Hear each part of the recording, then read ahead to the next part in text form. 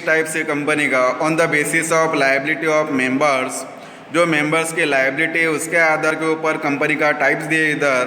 पहला है company limited by shares, भाग से मर्यादित कंपनी इसका एक प्रकार है। On the basis of liability देखते हैं company limited by shares.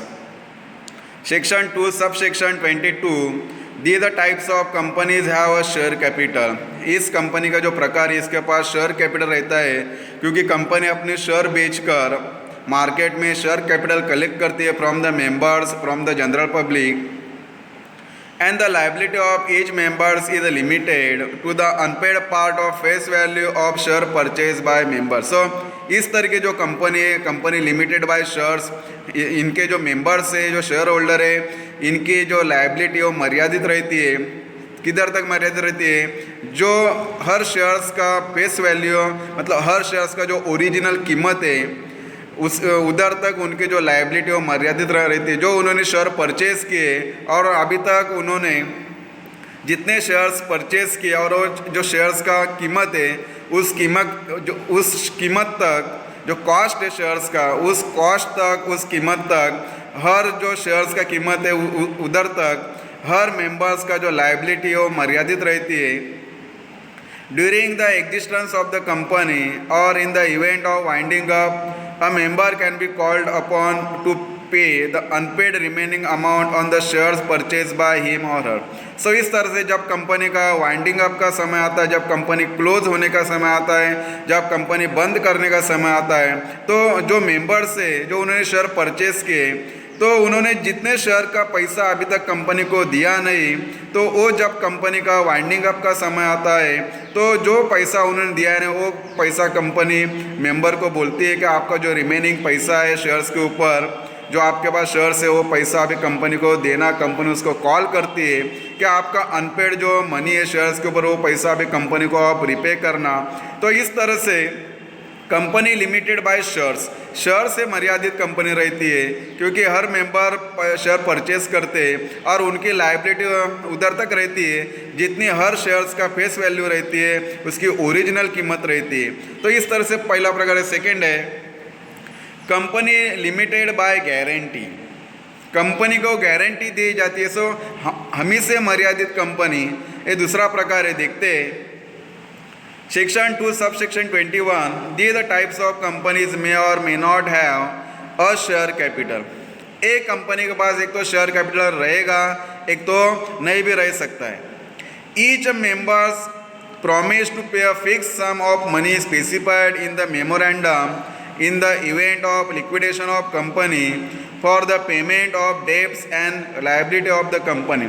Her member, her share holder जिसने कंपनी के शेयर परचेज किए वो कंपनी को गारंटी देता है, हमी देता है क्या जब, और ये हमें जब जो कंपनी का मेमोरेंडम रहता है, जो कंपनी का घटना पत्रक रहता है, क्योंकि ये घटना पत्र कंपनी का, इसमें पूरे ऑब्जेक्टिव दिए जाते हैं, तो जो घटना पत्रक में दिया जाता है उससे according to the memorandum of association.